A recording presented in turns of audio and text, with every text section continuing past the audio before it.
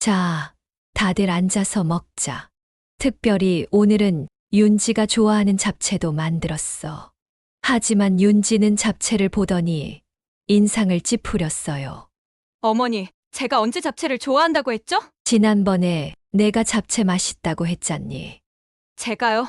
전당면 같은 탄수화물 덩어리는 절대 안 먹는데요? 저는 당황했습니다. 분명히 작년 설날 윤지가 잡채를 2접시나 먹으며 맛있다고 했던 기억이 나는데. 아니, 작년에 분명히. 어머니, 또 저보고 거짓말쟁이로 만드시려고요? 제가 탄수화물 조절한다는 거 아시잖아요. 그 순간 제 머릿속에서 뭔가 떠오르는 소리가 들리는 것 같았어요. 가스라이팅. 복지관 상담사 선생님의 말이 떠올랐습니다. 지금 윤지는 나를 가스라이팅하고 있는 거야. 내 기억을 의심하게 만들고 나를 혼란스럽게 하려는 거지. 윤지야, 내 기억이 맞아. 내가 작년에 분명히 잡채를 좋아한다고 했어. 어머니, 왜 자꾸 저를 몰아세우세요? 아침부터 기분 잡치게. 윤지의 목소리가 점점 커졌습니다. 정호가 말했어요. 엄마, 그냥 넘어가요. 오늘 좋은 날인데. 아니, 정호야. 이건 넘어갈 문제가 아니야. 내 마누라가 지금 엄마를 미친 사람 취급하고 있어. 엄마! 어머니, 지금 저보고 거짓말쟁이라고 하시는 거예요? 윤지의 얼굴이 붉어졌습니다. 그때 손주 하늘이가 불안한 표정으로 말했어요. 엄마, 왜 화내요? 할머니가 맛있는 음식 해주셨는데. 하늘아, 넌 먼저 방에 가 있어. 윤지가 손주를 방으로 보내려 했지만 하늘이는 저를 바라보며 자리를 떠나지 않았어요. 아니야, 하늘이는 여기 있어도 돼. 어른들이 어떻게 행동하는지 봐야지. 제 말에 윤지의 표정이 더 험악해졌습니다. 어머니, 정말 너무하시네요. 이제 제 자식 교육까지 간섭하시겠다고요? 그 순간 윤지가 갑자기 식탁 끝을 잡더니 확 들어올렸습니다. 쾅! 그릇들이 바닥으로 떨어지며 산산조각 났어요. 떡국 국물이 바닥에 쏟아졌고 정성껏 준비한 음식들이 엉망이 되었습니다. 엄마! 예! 정호와 제가 동시에 소리쳤습니다. 하늘이는 놀라서 울음을 터뜨렸어요. 안녕하세요. 인생은 사연을 싣고입니다. 아니 이게 대체 무슨 상황인 걸까요? 며느리가 시어머니와 불화가 있다고 해서 지금 밥상을 뒤엎고 있는 것 같은데요. 도대체 무슨 사연으로 이런 무지막지한 일을 당하신 건지, 그리고 이 난관을 어떻게 극복하셨을지. 오늘은 70대 박금자님의 사연을 들어보겠습니다. 안녕하세요. 저는 올해로 72이 된 박금자라고 합니다. 제가 이 나이에 이렇게 사연을 보내게 될 줄은 정말 몰랐네요. 제 남편은 이제 고인이 되었습니다만 생전에는 중학교 교장 선생님으로 정년퇴직하셨고 늘 침착하고 온화한 성품의 분이셨어요. 저희는 큰 아들 정호와 이제는 시집간 딸 정미, 이렇게 두 아이를 두었습니다. 큰 아들 정호는 대기업에 다니는 엘리트지만 어릴 적부터 제 말을 잘 듣지 않는 고집불통이었죠. 그래도 아들이다 보니 눈에 넣어도 아프지 않을 만큼 사랑했고 뭐든 최고로 해주고 싶었습니다. 아들이 결혼한 지도 벌써 8년이 되었네요. 며느리 윤지는 대학에서 미술을 전공했다고 하더군요. 처음 만났을 때는 얌전하고 예의 바른 아이라 생각했는데 같이 살기 시작하니 그게 아니더라고요. 어머니, 저희 집에서 같이 사시면 좋겠어요. 아이도 곧 태어날 텐데 봐주시면 정말 든든할 것 같아요. 그 말에 홀딱 넘어가 5년 전 남편이 돌아가시고 혼자 살던 집을 정리하고 아들네 집으로 들어왔지요. 처음엔 손녀 하늘이가 태어나면서 정말 행복했어요. 작고 여린 손녀의 손가락을 잡을 때마다 가슴이 뭉클했고 이제 5살이 된 하늘이는 할머니를 가장 좋아한답니다. 할머니, 사랑해요. 세상에서 할머니가 제일 좋아요. 그런 말을 들을 때마다 모든 고생이 다 씻겨 내려가는 듯 했어요. 하지만 시간이 지날수록 며느리의 본 모습이 드러나기 시작했습니다. 처음에는 어머니 하며 친절하던 아이가 이제는 저를 마치 하녀처럼 대하는 것이 느껴졌어요. 더 서운한 것은 아들이 그런 며느리의 모습을 보고도 못 본 척한다는 거예요. 엄마, 요즘 젊은 사람들은 그래요. 엄마가 좀 이해해 주세요. 이 말을 들을 때마다 가슴이 무너지는 것 같았습니다. 평생을 자식 뒷바라지하며 살았는데 이제는 제 편이 아무도 없다는 게 얼마나 서글픈지 모르겠어요. 벌써 눈물이 나네요. 하지만 오늘 이 이야기를 하려는 건 제가 얼마나 불쌍한지 호소하려는 게 아닙니다. 어느 날 문득 깨달은 것이 있어요. 나도 내 인생의 주인공이라는 것을. 그리고 이 집에서 소리 없이 사라지는 유령이 되긴 싫다는 것을. 며느리와 아들의 갑질에 가만히 당하고만 있지 않았던 저의 이야기를 들려드리려고 합니다. 처음부터 며느리와 사이가 나빴던 건 아니에요. 결혼 초기만 해도 윤지는 저에게 다정했고 제가 해주는 음식도 잘 먹었어요. 변화는 제가 이사 오면서부터 시작됐던 것 같습니다. 어머니, 이제 저희 집에서는 김치찌개 같은 냄새 나는 음식은 자제해 주세요. 옷의 냄새가 배어서 직장에서 곤란해요. 처음 들었을 때는 깜짝 놀랐어요. 한국 사람이 김치찌개를 냄새 난다고 하다니요. 하지만 저는 며느리의 말에 순순히 따르기로 했습니다. 그래, 알았다. 앞으로 조심할게. 그런데 그게 시작이었어요. 며느리의 요구사항은 점점 더 많아지기 시작했습니다. 어머니, 저희 집 정리할 때는 이렇게 해주세요. 어머니, 하늘이한테는 그런 말씀 하지 마세요. 어머니, 그렇게 TV 소리 크게 틀면 저희가 쉴 수가 없어요. 모든 말 끝에는 저희라는 말이 꼭 붙었어요. 이 집이 마치 자기 것이라는 걸 상기시키려는 듯이 말이죠. 하루는 오랜만에 제가 좋아하는 드라마를 보고 있었어요. 어머니, TV 좀 끄시겠어요? 하늘이가 자야 하는데 소리가 시끄러워요. 그때 시계를 보니 겨우 저녁 8시였습니다. 아직 8시밖에 안 됐는데 벌써 재우려고? 요즘 애들은 일찍 자야 해요. 어머니, 세대랑은 다르거든요. 그 말에 가슴이 찔렸어요. 저도 아이 둘을 키워봤는데 마치 저는 아무것도 모르는 사람처럼 말하는 게 서운했죠. 그래, 알았다. 저는 대꾸도 못하고 TV를 껐습니다. 그 뒤로는 폭풍이 휩쓸고 간 듯 고요한 거실에 혼자 남아 손에 들린 리모컨을 멍하니 바라봤어요. 식탁에서도 늘 저는 배제되는 기분이었어요. 오늘 회사에서 말이야. 아들과 며느리는 저녁 식사 때마다 자기들끼리만 대화를 나눴습니다. 제가 대화에 끼려고 하면 잠시 침묵이 흐르고 그들은 다시 자기들만의 이야기를 계속했죠. 요즘 임원들이 자꾸 압박을 주는데 그래? 많이 힘들겠다. 저는 마치 투명인간이 된 것 같았어요. 유일하게 저를 알아봐 주는 건 손녀 하늘이뿐이었습니다. 할머니, 오늘은 무슨 간식 만들어 줄 거예요? 하늘이의 맑은 목소리에 제 마음은 늘 녹아내렸어요. 간식을 준비해 주려고 부엌에 들어가면 며느리의 날카로운 시선이 따라왔습니다. 어머니, 하늘이한테 그런 거 많이 주시면 안 돼요. 요즘 애들은 설탕 적게 먹여야 해요. 옛날엔 아이들 입맛 돌게 해준다고 달달한 거 많이 먹였는데 그러니까 요즘 어르신들이 다 당뇨에 걸리시는 거예요. 며느리의 말에 가슴이 철렁했어요. 그 말은 마치 제 남편이 당뇨로 고생했던 것을 빗대어 말하는 것 같았으니까요. 엄마, 윤지 말이 맞아. 요즘은 다 건강을 생각해야지. 아들마저 며느리 편을 들었습니다. 그날 밤 제 방에서 울음소리를 참느라 베개시시 다 젖었어요.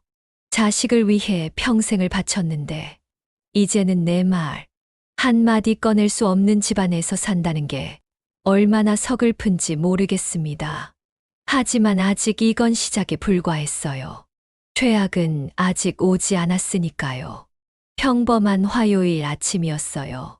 저는 늘 그랬듯 새벽같이 일어나 아침 식사 준비를 했습니다. 손녀 하늘이가 좋아하는 달걀말이와 미역국, 밥과 김치를 정성껏 차려 놓았죠. 어머니, 오늘도 이렇게 많이 차리셨네요. 윤지가 부엌에 들어오며 한숨을 쉬었어요. 우리 하늘이가 아침밥을 잘 먹어야 학교에서 공부도 잘할 거 아니니.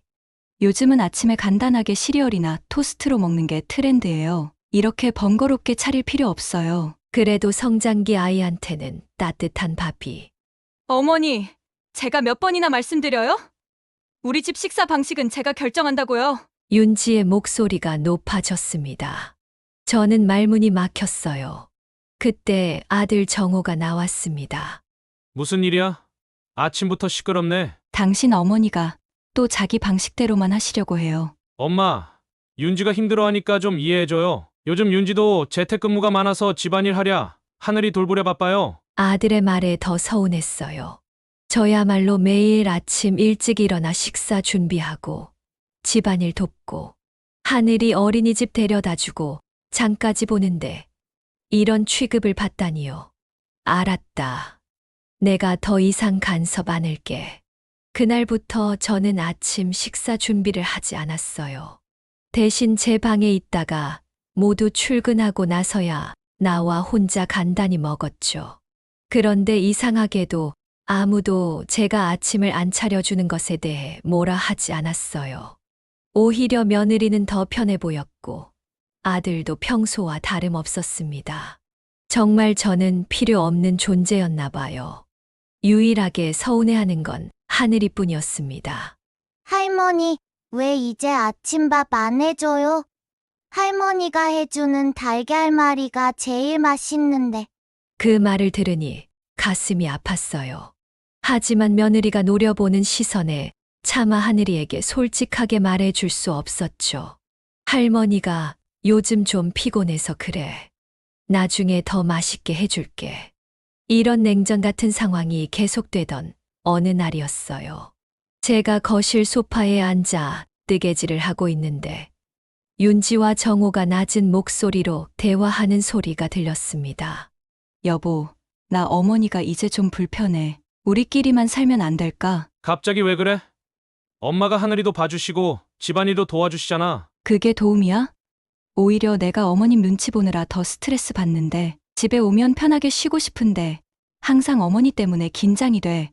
윤지야, 만약 어머니가 계속 여기 계시려면 적어도 집안일에 더 적극적으로 참여하셔야지. 집세도 안 내시면서 식구 하나처럼 계시잖아. 식구 하나. 그 말이 제 가슴을 찔렀어요. 제가 이 집의 가족이 아니라 그저 식구 하나 정도로만 여겨진다는 것이 충격이었습니다. 게다가 저는 매달 아들에게 제 연금에서 생활비를 보태고 있었어요. 하지만 그 사실을 윤지는 모르는 눈치였죠. 그리고 더 서운했던 건 아들은 그걸 알고 있으면서도 제 편을 들어주지 않았다는 거예요. 그래. 내가 엄마한테 한번 얘기해 볼게. 저는 더 이상 듣고 싶지 않아 조용히 방으로 들어갔어요. 그날 밤 제 방에서 눈물을 흘리며 생각했습니다. 내가 정말 이 집에서 필요 없는 존재인가? 아들을 위해, 손녀를 위해 이렇게 헌신하는데도 왜 이런 대우를 받아야 하지? 하지만 그때까지만 해도 저는 참고 견디는 것이 미덕이라 생각했어요. 웬만한 일은 그냥 넘어가고 조용히 지내려고 노력했죠. 하지만 모든 인내심에는 한계가 있는 법이에요. 그리고 제 한계점은 바로 이후 김치통 사건으로 터지고 말았습니다. 그날은 평소와 다름없는 수요일이었어요. 저는 설거지를 하고 있었는데 윤지가 부엌으로 들어왔습니다. 어머님, 김치통 좀 냉장고에 넣어주시겠어요? 냄새가 너무 심해서요. 윤지의 가느다란 목소리는 언제나처럼 공손했지만 그 안에 숨겨진 명령조의 어투가 느껴졌어요. 저는 설거지 중이라 손이 젖은 상태였습니다. 윤지야, 지금 보다시피 설거지 중인데. 저도 지금 바빠서요. 회사 업무 마감이 얼마 안 남아서. 할 수 없이 고무장갑을 벗고 김치통을 들었어요. 그런데 통을 열자마자 코를 찌르는 냄새가 확 퍼졌습니다. 아이고, 이게 무슨 냄새니? 김치가 완전히 쉬어 있었어요. 윤지가 몇 주 전에 친정에서 가져온 김치인데 냉장고에 넣지 않고 그냥 부엌 한쪽에 방치해둔 모양이었습니다. 어머니, 어서요. 냄새 때문에 일에 집중이 안 돼요. 이 김치 이거 다 쉬었는데 이걸 어떻게 냉장고에 넣어? 그냥 넣어두세요. 나중에 제가 처리할게요. 저는 참을 수 없는 불쾌감을 느꼈어요. 마치 제가 하녀라도 되는 것 같은 윤지의 태도에 화가 났습니다. 하지만 또 싸우고 싶지 않아서 그냥 김치통을 냉장고에 밀어 넣었어요. 그런데 무거운 김치통을 들다가 허리에 통증이 느껴졌습니다. 아이고, 허리야. 어머니, 괜찮으세요? 윤지의 물음에는 진정한 걱정이 없었어요. 그저 형식적인 질문일 뿐이었죠. 그날 이후 제 허리 통증은 계속되었습니다. 병원에 가보니 디스크가 악화되었다고 하더군요. 하지만 아무도 관심을 가져주지 않았어요. 윤지는 여전히 저에게 집안일을 시키기 바빴고 정호는 바쁘다는 핑계로 집에 늦게 들어왔습니다. 어느 날 윤지가 저에게 말했어요. 어머니, 오늘 장 좀 봐주실 수 있으세요? 제가 회사에 급한 일이 생겨서. 허리가 아파 걷기조차 힘든 상태였지만 거절하기 어려웠어요. 그래, 뭐가 필요하니? 윤지는 길고 자세한 장보기 목록을 건넸습니다. 여기 다 적어놨어요. 특히 유기농 야채랑 수입과일 꼭 사다 주세요. 하늘이 간식용으로요. 무거운 장바구니를 들고 시장에 다녀오는 일은 제게 큰 고통이었어요. 허리 통증으로 걸음을 옮길 때마다 찌릿한 통증이 밀려왔습니다. 겨우 장을 보고 집으로 돌아오는 길, 우연히 동네 카페 앞을 지나게 되었어요. 그런데 창문 너머로 보이는 모습에 저는 발걸음을 멈췄습니다. 윤지가 친구로 보이는 여자와 함께 커피를 마시며 웃고 있었어요. 급한 회사 일 때문에 외출할 수 없다더니 카페에서 한가롭게 시간을 보내고 있었던 거죠. 저는 너무 충격을 받아 그 자리에 서 있을 수밖에 없었어요.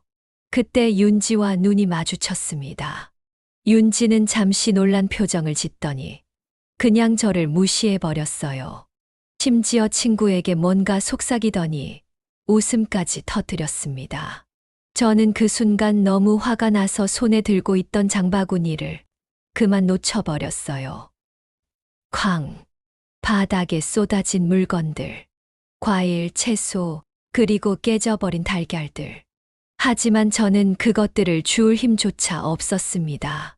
온몸에 분노가 치밀어 올랐어요. 그렇게 몇 분간 서 있다가 겨우 흩어진 물건들을 주워 담고 집으로 돌아왔습니다. 집에 도착했을 때 윤지는 이미 저보다 먼저 돌아와 있었어요. 어머니, 장은 다 보셨어요? 마치 아무 일도 없었다는 듯 물었습니다. 응, 다 샀어. 어머니, 달걀은요? 깨진 것만 있네요. 길에서 넘어져서 깨졌어. 아니, 어떻게 그렇게 조심성이 없으세요? 제가 특별히 부탁한 유기농 달걀인데. 더 이상 참을 수 없었어요. 윤지야, 내가 넘어진 건 내 불찰이지만 넌 왜 회사 일 있다면서 카페에 있었니? 윤지의 표정이 굳어졌습니다. 어머니, 저 감시하신 거예요? 감시가 아니라 우연히 본 거야. 그런데 넌 왜 거짓말을 한 거니?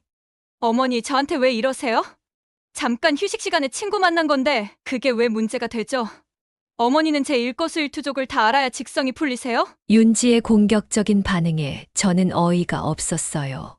내가 너 때문에 아픈 허리 이끌고 장봐온 건 괜찮고 내 거짓말은 괜찮다는 거니? 아니, 제 말은 그게 아니라. 그때 정호가 퇴근하고 들어왔어요. 무슨 일이야? 왜 이렇게 분위기가 심상치 않아? 윤지가 먼저 입을 열었습니다.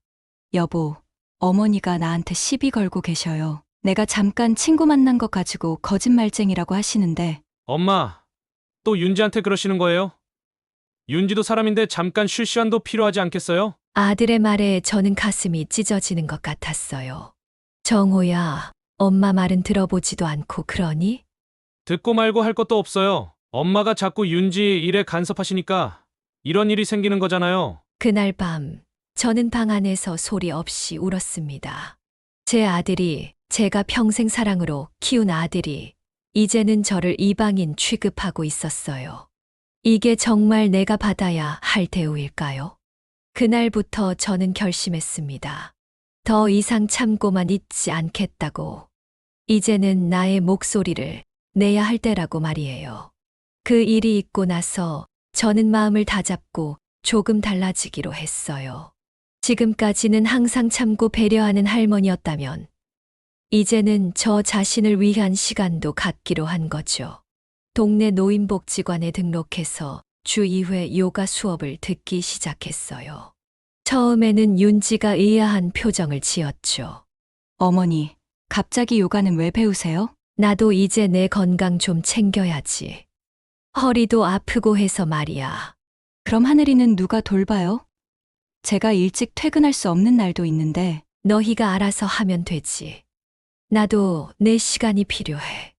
윤지는 못마땅한 표정을 지었지만 더 이상 뭐라 하지 않았어요. 복지관에서 만난 김 여사는 저와 비슷한 처지의 할머니였습니다. 금자 씨, 요즘 젊은 사람들은 우리를 이해 못해요. 그래서 난 내 인생 살기로 했어. 아들네 도움도 거절하고 혼자 살아요. 혼자 사는 게 외롭지 않으세요? 가족이라고 해도 무시당하고 사는 게 더 외롭지. 차라리 혼자가 편해요. 김 여사의 말이 가슴에 와닿았어요. 그날 이후로 저는 복지관에서 더 많은 시간을 보내게 되었고, 요가 말고도 그림 그리기, 노래 교실 같은 다양한 수업을 들었습니다. 처음으로 제 자신만을 위한 시간을 가지니 마음이 한결 가벼워지는 것 같았어요. 그런데 어느 날 복지관 상담사 선생님과 대화하는 중에 흥미로운 말을 들었습니다. 박 여사님, 혹시 며느리분이 가스라이팅이라는 걸 하고 있는 건 아닌지 모르겠네요. 가스라이팅이요. 그게 뭐죠? 상대방을 정신적으로 혼란스럽게 만들어 자존감을 떨어뜨리는 행동이에요. 자신의 잘못은 감추고 상대방을 탓하거나 상대방의 기억이나 판단력을 의심하게 만드는 거죠. 그 말을 듣는 순간 지난 몇 년간 윤지가 저에게 했던 행동들이 주마등처럼 스쳐 지나갔어요. 그럼 제가 어떻게 해야 하죠? 단호하게 자신의 의견을 말하고 감정을 표현하세요. 그리고 무엇보다 자신의 가치를 잊지 마세요. 박 여사님도 이 가정의 중요한 구성원이니까요. 그날 저녁 저는 새로운 결심을 안고 집으로 돌아왔습니다. 현관문을 열자 윤지와 정호가 소파에 앉아 대화하는 소리가 들렸어요. 여보, 어머니 요즘 왜 이러실까? 갑자기 밖에서 살겠다고 하시고. 아마 나이 드시니까 고집이 세지신 거겠지. 그냥 내버려 두자. 이러다 어머니가 정말 나가시면 어떡해. 하늘이 돌봐줄 사람도 없고. 순간 가슴이 철렁했어요. 그들에게 저는 그저 하늘이를 돌봐주는 유모 같은 존재였나 봐요. 제 감정이나 필요는 중요하지 않고 오직 그들에게 도움이 되는지만 따지는 거죠. 저는 그대로 방으로 들어가 문을 닫았습니다. 다음 날 제가 복지관 수업을 마치고 집으로 돌아가는 길이었습니다. 평소와 다른 길로 걸어가던 중 우연히 동네 고급 카페 앞을 지나게 됐어요. 유리창 너머로 보니 윤지가 앉아 있었습니다. 그런데 놀랍게도 그 옆에는 정호의 친구 민석이 앉아 있었어요. 둘이 너무 가까이 앉아 있는 모습이 이상했습니다. 그때 윤지가 민석의 손을 꼭 잡았어요. 저는 충격을 받아 그 자리에 얼어붙었습니다. 윤지가 다른 남자와? 순간 제 눈과 마주친 윤지의 얼굴이 창백해졌습니다. 당황한 듯 급히 민석의 손을 놓았지만 이미 늦었죠. 저는 곧장 카페로 들어갔습니다. 어머니, 이건. 아가, 너 이게 어떻게 된 일이니? 민석은 당황한 기색이 역력했습니다. 아주머니, 안녕하세요. 저는 그냥 민석이 정호 친구 아니었니? 윤지가 끼어들었습니다. 어머니 오해하지 마세요. 우린 그냥 업무 얘기를 하고 있었어요. 업무 얘기에 손을 잡는다고? 윤지야, 내가 지금 뭐 하고 있는 거니? 어머니, 저를 미행하신 거예요? 제 사생활을 감시하시는 거예요? 윤지의 목소리가 높아졌습니다. 주변 사람들이 우리를 쳐다보기 시작했어요.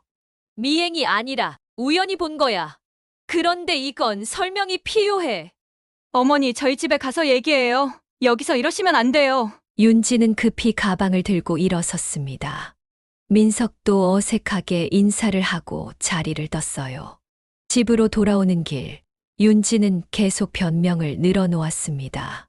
어머니, 정말 오해예요. 민석 씨는 그냥 정호 회사 프로젝트 파트너고 우리는 정호를 위한 깜짝 생일 파티를 계획하고 있었을 뿐이에요. 하지만 제 눈에 비친 건 분명 그 이상이었어요.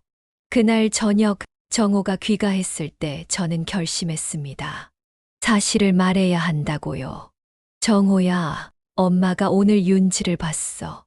네, 윤지가 말해줬어요. 생일 파티 준비하다 우연히 마주쳤다고요. 아니, 그게 아니라 그때 윤지가 부엌에서 나왔습니다. 여보, 저녁 준비됐어요. 윤지의 눈빛이 저를 향해 날카롭게 빛났어요. 마치 말하면 안 돼요 라고 경고하는 것 같았습니다. 저는 망설였어요. 정말 내가 본 것이 맞을까? 혹시 오해한 건 아닐까? 그리고 설령 맞다 해도 내가 이 가정에 파문을 일으켜도 될까? 그날 밤 저는 잠을 이루지 못했습니다. 이제 어떻게 해야 할지 고민이 깊어졌어요. 설날이 다가왔습니다. 우리 집은 예년과 다르게 조용했어요. 보통이라면 친척들이 모여 시끌벅적한 명절 분위기가 되어야 하는데 올해는 정호가 조용히 지내자며 다른 친척들을 초대하지 않았거든요. 사실은 윤지가 그렇게 주장한 것 같았어요. 저는 그래도 명절 음식은 제대로 준비하고 싶었습니다. 윤지야, 설날이니까 떡국 재료랑 전 부칠 거 좀 사와야겠다. 어머니, 올해는 간소하게 하면 안 될까요? 요즘 너무 바빠서 명절 준비할 여력이 없어요. 내가 다 할 테니까 걱정 마라. 저는 혼자서라도 장을 봐왔습니다. 전날부터 정성껏 준비한 음식들. 떡국 육수를 위한 양지머리는 몇 시간이고 고아서 깊은 맛을 냈고 각종 전과 나물 그리고 윤지가 좋아한다던 잡채까지 준비했어요. 설날 아침 저는 일찍 일어나 음식을 차렸습니다.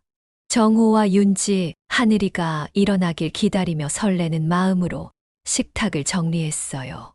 할머니, 우와, 맛있겠다. 하늘이가 가장 먼저 나와 환호성을 질렀습니다. 그래, 우리 하늘이 많이 먹어. 정호와 윤지가 나왔습니다. 엄마, 이렇게 많이 준비하셨네요. 정호의 말투에서 감사함보다는 부담스러움이 느껴졌어요. 윤지는 아무 말 없이 식탁에 앉았습니다. 자, 다들 앉아서 먹자. 특별히 오늘은 윤지가 좋아하는 잡채도 만들었어. 하지만 윤지는 잡채를 보더니 인상을 찌푸렸어요. 어머니, 제가 언제 잡채를 좋아한다고 했죠? 지난번에 내가 잡채 맛있다고 했잖니. 제가요? 전당면 같은 탄수화물 덩어리는 절대 안 먹는데요? 저는 당황했습니다. 분명히 작년 설날 윤지가 잡채를 2접시나 먹으며 맛있다고 했던 기억이 나는데. 아니, 작년에 분명히 어머니, 또 저보고 거짓말쟁이로 만드시려고요? 제가 탄수화물 조절한다는 거 아시잖아요. 그 순간 제 머릿속에서 뭔가 끊어지는 소리가 들리는 것 같았어요. 가스라이팅. 복지관 상담사 선생님의 말이 떠올랐습니다. 지금 윤지는 나를 가스라이팅하고 있는 거야. 내 기억을 의심하게 만들고 나를 혼란스럽게 하려는 거지. 윤지야, 내 기억이 맞아. 내가 작년에 분명히 잡채를 좋아한다고 했어. 어머니, 왜 자꾸 저를 몰아세우세요? 아침부터 기분 잡치게. 윤지의 목소리가 점점 커졌습니다. 정호가 말했어요. 엄마, 그냥 넘어가요. 오늘 좋은 날인데. 아니, 정호야, 이건 넘어갈 문제가 아니야. 내 마누라가 지금 엄마를 미친 사람 취급하고 있어. 엄마! 어머니, 지금 저보고 거짓말쟁이라고 하시는 거예요? 윤지의 얼굴이 붉어졌습니다. 그때 하늘이가 불안한 표정으로 말했어요. 엄마, 왜 화내요? 할머니가 맛있는 음식 해주셨는데. 하늘아, 넌 먼저 방에 가 있어. 윤지가 손주를 방으로 보내려 했지만 하늘이는 저를 바라보며 자리를 떠나지 않았어요. 아니야, 하늘이는 여기 있어도 돼.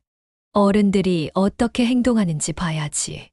제 말에 윤지의 표정이 더 험악해졌습니다. 어머니, 정말 너무하시네요.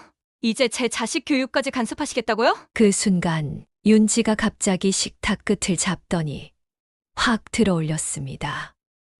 쾅! 그릇들이 바닥으로 떨어지며 산산조각 났어요. 떡국 국물이 바닥에 쏟아졌고 정성껏 준비한 음식들이 엉망이 되었습니다. 엄마! 야! 정호와 제가 동시에 소리쳤습니다. 하늘이는 놀라서 울음을 터뜨렸습니다. 할머니! 윤지는 승리한 듯한 표정으로 저를 노려보았습니다. 이제 더 이상 못 참겠어요. 어머니 때문에 이 집안이 엉망이 됐잖아요. 저는 그 말에 더욱 화가 치밀었습니다. 평생 참고 살아온 제 분노가 마침내 폭발했어요. 나 때문에 내가 지금 뭐라고 했니? 저는 마치 폭풍처럼 윤지에게 다가갔습니다. 야, 이거사. 내가 너 따위가 예뻐서 새벽부터 일어나 이 음식들을 준비했겠니? 대체 내가 뭐라고 잘났길래 나한테 이 꼴을 보이는 거야? 넌 성격도, 얼굴도, 지성도, 교양도 아무것도 없으면서. 정호가 저를 말리려 했지만 저는 이미 걷잡을 수 없었어요.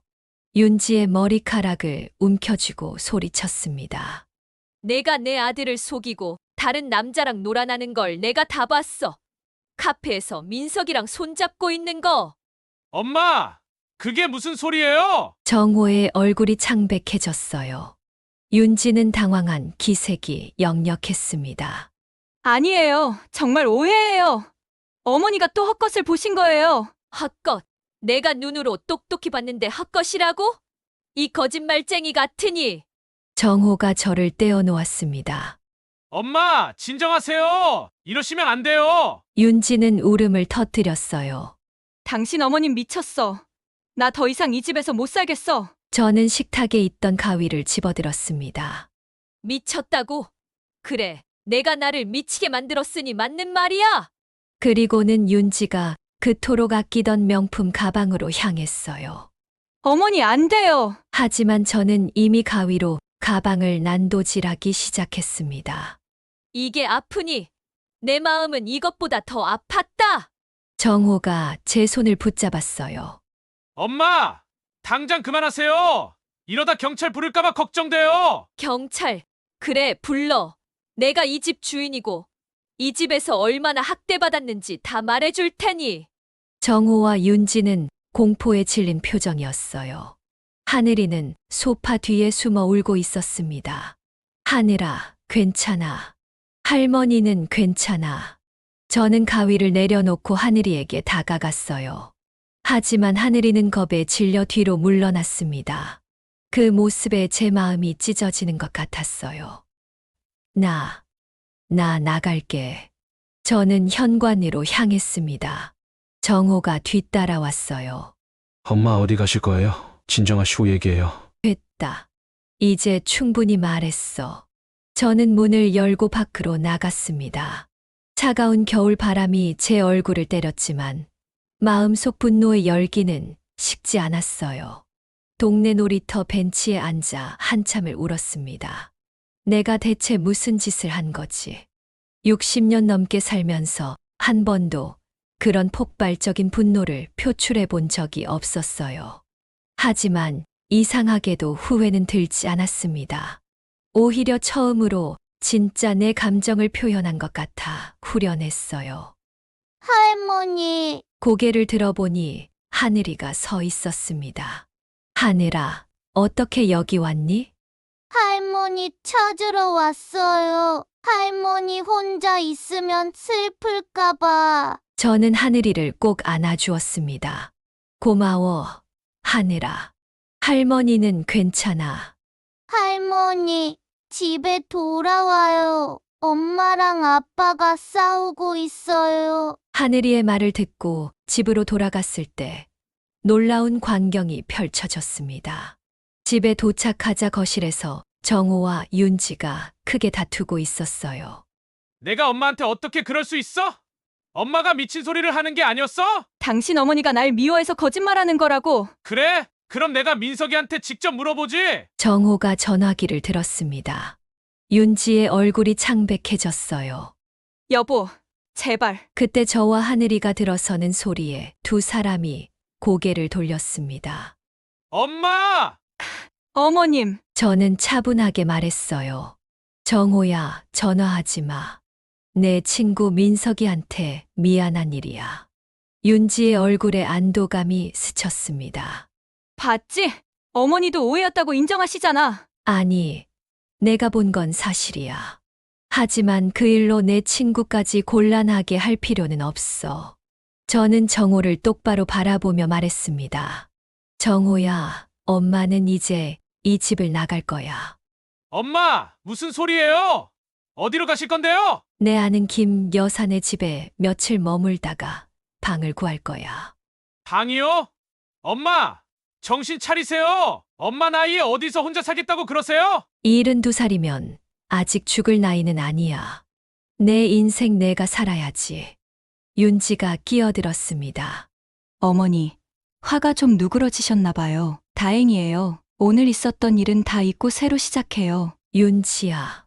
저는 윤지를 똑바로 쳐다보며 단호하게 말했어요. 나를 무시하고 내 기억을 의심하게 만들고 내 자존감을 낮추려는 내 행동을 이제는 알아. 그게 가스라이팅이라는 거지. 윤지는 당황한 기색이 역력했습니다. 어머니, 무슨 말씀을. 더 이상은 안 통해. 내가 나이 들었다고 정신이 혼미하다고 생각했겠지만 난 아직 정신이 멀쩡해. 너와 정호가 나를 어떻게 대했는지 다 기억하고 있어. 정호가 말했어요. 엄마, 저희가 잘못했어요. 용서해 주세요. 나가지 마세요. 정호야, 이건 용서의 문제가 아니야. 엄마는 이제 내 삶을 찾아야 할 것 같아. 저는 방으로 가서 짐을 꾸리기 시작했습니다. 사실 많은 짐은 없었어요. 옷 몇 벌과 필요한 물건들만 가방에 넣었습니다. 그때 정호가 방으로 들어왔어요. 엄마, 제발요. 저희가 잘못했어요. 앞으로 엄마를 더 잘 모실게요. 모실 필요 없어. 그냥 한 사람으로 존중해주면 돼. 엄마, 정호의 눈에 눈물이 고였습니다.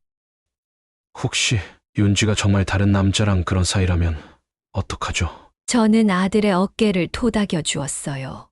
그건 너희가 해결할 문제야. 엄마는 그저 내가 행복했으면 좋겠다. 짐을 다 꾸린 저는 거실로 나왔습니다. 윤지는 소파에 앉아 하늘이를 안고 있었어요. 할머니, 가지 마세요. 하늘이가 울면서 저에게 달려왔습니다. 하늘아, 괜찮아. 할머니는 멀리 가는 게 아니야. 자주 보러 올게. 약속해요. 응, 약속할게. 저는 현관으로 향했습니다. 그때 윤지가 말했어요. 어머니, 정말 가시는 거예요? 그래, 윤지야. 나도 내 인생이 필요해. 사실은 윤지의 눈에 눈물이 맺혔습니다. 민석 씨랑은 정말 아무 사이도 아니에요. 그냥 제가 너무 외로웠어요. 외로웠다고? 네, 정우 씨는 항상 일만 하고 저는 집에서 하늘이만 돌보고 누군가와 대화하고 싶었어요. 저는 윤지를 바라보았습니다. 처음으로 그녀의 진심이 느껴졌어요. 그럼 왜 나랑은 대화하지 않았니? 나도 늘 여기 있었잖아. 어머니는 저를 못마땅해 하시는 것 같았어요. 제가 어머니 마음에 들지 않는다고 생각했거든요. 처음으로 윤지의 취약한 모습이 보였습니다. 그녀도 사실은 불안하고 외로웠던 건지도 모르겠어요. 윤지야, 나도 너와 잘 지내고 싶었어. 하지만 내가 계속 나를 밀어내는 것 같았지. 저도 어머니와 가까워지고 싶었어요. 하지만 어떻게 해야 할지 몰랐어요. 우리는 처음으로 진솔한 대화를 나누고 있었습니다. 정호가 말했어요. 엄마, 우리 다시 시작해요. 제가 잘못했어요. 앞으로 엄마 말씀 잘 들을게요. 정호야, 내 말을 듣는 게 아니라 존중해 주는 게 중요해. 나도 한 사람이라는 걸 잊지 마. 저는 짐을 내려놓고 소파에 앉았습니다. 나는 당장 나가지는 않을게. 하지만 한 가지 조건이 있어. 네, 엄마. 뭐든지요. 이제부터 서로를 존중하자. 내가 이 집의 하녀가 아니라 가족의 일원으로 대접받기를 원해. 윤지가 고개를 끄덕였습니다. 어머니, 정말 죄송했어요. 제가 많이 생각해봤어요. 왜 이렇게 행동했는지. 그 이유가 뭐였니? 어머니가 정우 씨를 빼앗아갈 것 같았어요. 정우 씨가 항상 어머니를 우선시하는 것 같아서. 윤지야, 빼앗길 거라는 불안감. 나도 이해해. 하지만 정호는 이제 내 남편이야. 나는 그저 늙은 어머니일 뿐이야. 우리 셋은 오랜만에 진솔한 대화를 나눴습니다. 서로의 감정과 생각을 솔직하게 나누면서 오해했던 부분들을 풀어갔어요. 물론 모든 문제가 단번에 해결되진 않았지만 적어도 첫 발을 내디딘 것 같았습니다. 그날 밤 하늘이는 제 방에서 같이 자겠다고 고집을 부렸어요. 할머니, 이제 안 가실 거죠? 그래, 하늘아. 할머니는 당분간 여기 있을 거야. 하늘이는 안심한 듯 제 품에 안겨 잠들었습니다. 저는 그날 밤 오랜만에 편안한 마음으로 잠들 수 있었어요. 다음 날부터 집안 분위기는 조금씩 달라지기 시작했습니다. 윤지는 아침 식사 준비를 제게 미루지 않고 직접 했어요. 아직은 서툴렀지만 노력하는 모습이 보였습니다. 정호도 일찍 귀가해서 가족과 함께하는 시간을 갖기 시작했어요. 이전과는 달리 제 생활에 관심을 보이는 모습이었습니다. 물론 하루아침에 모든 것이 완벽해지진 않았어요. 가끔씩 윤지의 옛 태도가 드러날 때도 있었고, 정호가 무심코 저를 소외시키는 순간도 있었습니다. 하지만 달라진 건 제가 더 이상 침묵하지 않았다는 점이에요. 윤지야, 그 말투는 나를 무시하는 것 같아.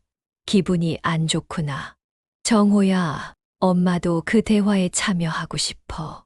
솔직하게 제 감정을 표현하니 그들도 점점 더 조심하기 시작했습니다. 한 달 정도가 지났을 때 윤지가 제게 제안을 했어요. 어머니, 저희가 여행을 계획 중인데 같이 가시면 어떨까요? 여행. 네, 하늘이도 좋아할 것 같아서요. 제주도로 3박 4일 계획이에요. 이전 같았으면 상상도 못했을 일이었습니다. 그래, 좋아. 함께 가자. 여행은 정말 즐거웠어요. 제주도의 푸른 바다를 보며 하늘이와 함께 조개를 줍고 가족 모두 함께 사진을 찍고 맛있는 음식을 나누어 먹었습니다. 특히 윤지가 저를 배려하는 모습이 인상적이었어요. 처음으로 윤지와 따뜻한 관계를 맺게 된 것 같아 기뻤습니다. 그로부터 6개월이 지났습니다. 우리 가족의 관계는 눈에 띄게 달라졌어요. 윤지는 더 이상 저를 하녀처럼 대하지 않았고, 오히려 종종 조언을 구하기도 했습니다. 어머니, 하늘이가 요즘 친구들과 잘 어울리지 못하는 것 같아서 걱정이에요. 어떻게 하면 좋을까요? 그 나이대 아이들은 다 그럴 수 있어. 너무 조급해하지 말고 하늘이의 이야기를 많이 들어주는 게 좋을 것 같구나. 윤지는 진지하게 제 조언을 들었고 실제로 도움이 되었다며 고마워했어요. 정호도 이전보다 자주 집에 있으려 노력했고 가족 시간을 소중히 여기기 시작했습니다. 엄마, 주말에 다 같이 영화 보러 갈까요? 이런 작은 변화들이 모여 우리 가족의 분위기를 따뜻하게 만들었어요. 그리고 저도 변했습니다. 더 이상 누군가의 눈치를 보며 살지 않게 되었고, 제 의견을 분명히 말할 수 있게 되었어요. 복지관에서는 새로운 친구들도 사귀고 다양한 활동에 참여하면서 제 인생을 즐기고 있었습니다. 물론 가끔은 예전 습관이 나타나 윤지와 작은 갈등이 생기기도 했어요. 어머니, 하늘이 옷은 제가 골라놓은 것으로 입혀주세요. 윤지야, 하늘이가 스스로 고른 옷이야. 자기 취향을 존중해 주는 게 어때? 하지만 이제 우리는 대화로 문제를 해결할 수 있게 되었습니다. 윤지도 점점 유연해지는 모습을 보였어요. 어머니 말씀이 맞아요. 제가 너무 통제하려고 했네요. 어느 날 정호가 회사에서 승진 소식을 들고 왔습니다. 엄마, 윤지야, 나 팀장으로 승진했어. 우리는 함께 축하 자리를 마련했어요. 윤지가 정성껏 요리를 준비했고 저는 정호가 어릴 때 좋아하던 떡을 사왔습니다. 정호야, 정말 축하한다. 내가 늘 열심히 하는 모습 엄마가 다 알고 있었어. 엄마 덕분이에요. 엄마가 항상 응원해 주셔서 여기까지 올 수 있었어요. 저녁 식사 후 윤지가 저에게 다가왔어요. 어머니, 사실 그동안 많이 죄송했어요. 처음에는 어머니를 경쟁자처럼 생각했던 것 같아요. 경쟁자. 네. 정호 씨의 사랑을 두고 경쟁하는 정호 씨가 항상 어머니 말씀만 듣는 것 같아서 질투했던 것 같아요. 윤지의 솔직한 고백에 저는 깊이 공감했습니다. 윤지야, 나도 처음에는 내가 내 아들을 빼앗아 간다고 생각했었어. 우리 둘 다 서로를 오해한 것 같구나. 어머니, 앞으로는 정말 가족으로 잘 지내고 싶어요. 우리는 서로를 포옹했습니다. 그 순간 하늘이가 달려와 우리 사이에 끼어들었어요. 할머니, 엄마, 나도 같이 안아줘. 세 사람이 함께 껴안는 모습을 보며 정호가 웃음을 지었습니다. 이제야 진짜 가족 같네요. 그 말에 모두 고개를 끄덕였어요. 그날 밤 저는 오랜만에 일기를 썼습니다. 오늘로 내가 이 집에서 살게 된 지 5년이 되었다. 처음에는 많이 힘들었지만 이제는 진정한 가족이 된 것 같다. 나는 깨달았다. 화목한 가정은 그냥 만들어지는 것이 아니라 서로의 노력으로 만들어가는 것이라는 것을. 그리고 어떤 나이에도 자신의 목소리를 내는 것이 중요하다는 것을. 다음 주말 우리는 함께 나들이를 갔어요. 공원에서 소풍을 하며 하늘이는 신나게 뛰어다녔고 정호와 윤지는 다정하게 손을 잡고 걸었습니다. 저는 그 모습을 바라보며 행복을 느꼈어요. 이제 더 이상 외롭지 않았습니다. 나는 이 가정의 소중한 일원이었고 모두가 나를 존중해 주고 있었으니까요. 1년이 더 지난 지금 저는 여전히 아들네 집에 살고 있지만 이제는 완전히 다른 느낌이에요. 윤지와 저는 이제 시어머니와 며느리를 넘어 친구 같은 사이가 되었습니다. 종종 함께 쇼핑을 가거나 카페에서 수다를 떨기도 해요. 어머니, 이 옷 한번 입어보세요. 어머니에게 정말 잘 어울릴 것 같아요. 윤지의 추천으로 산 옷을 입고 복지관에 가면 친구들이 젊어 보인다며 칭찬해 주곤 합니다. 정호는 예전보다 가족에게 더 많은 시간을 내려고 노력하고 있어요. 주말이면 온 가족이 함께 할 수 있는 활동을 계획하고 저희 의견도 늘 물어봅니다. 엄마, 이번 주말에는 어디로 가고 싶으세요? 하늘이는 이제 초등학교 2학년이 되었고 학교에서 있었던 일을 할머니에게 가장 먼저 이야기하곤 합니다. 할머니, 오늘 선생님이 제 그림을 칭찬해 주셨어요. 저는 이제 제 삶도 찾았어요. 복지관에서 시작한 요가는 계속하고 있고 새롭게 서예 교실에도 등록했습니다. 친구들과 정기적으로 만나 여행을 다녀오기도 하고 가끔은 혼자만의 시간을 즐기기도 해요. 무엇보다 중요한 것은 이제 제 목소리를 내는 것이 자연스러워졌다는 점입니다. 윤지야, 오늘은 내가 저녁을 준비할게. 너는 좀 쉬어. 정호야, 엄마가 생각하기에 이 문제는 이렇게 해결하는 게 좋을 것 같아. 더 이상 눈치 보며 살지 않고 당당하게 제 생각을 표현하게 되었어요. 그리고 가족들도 그런 저를 존중해주고 있습니다. 저는 이제 알게 되었어요. 행복은 나이와 상관없이 자신을 소중히 여기고 자신의 목소리를 내는 데서 시작된다는 것을. 그리고 진정한 가족은 서로의 다름을 인정하고 존중할 때 만들어진다는 것을요.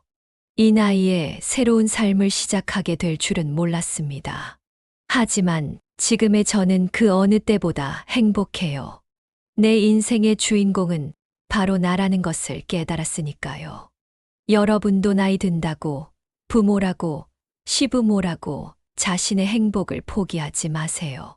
당신의 삶은 당신이 주인공입니다. 제 이야기는 여기까지입니다. 긴 시간 끝까지 들어주셔서 감사합니다. 네, 오늘 이야기는 어떠셨나요? 오늘 이야기를 듣고 어떻게 생각하시는지 어머님, 아버님의 생각을 댓글로 공유해 주세요. 저는 또 다른 사연으로 찾아뵙겠습니다. 구독, 좋아요, 알림 설정을 통해 앞으로도 많은 지혜와 경험을 나눌 수 있게 함께 해주세요. 어머님, 아버님의 따뜻한 정을 나눌 수 있는 창구가 되겠습니다. 인생은 사연을 싣고였습니다. 감사합니다.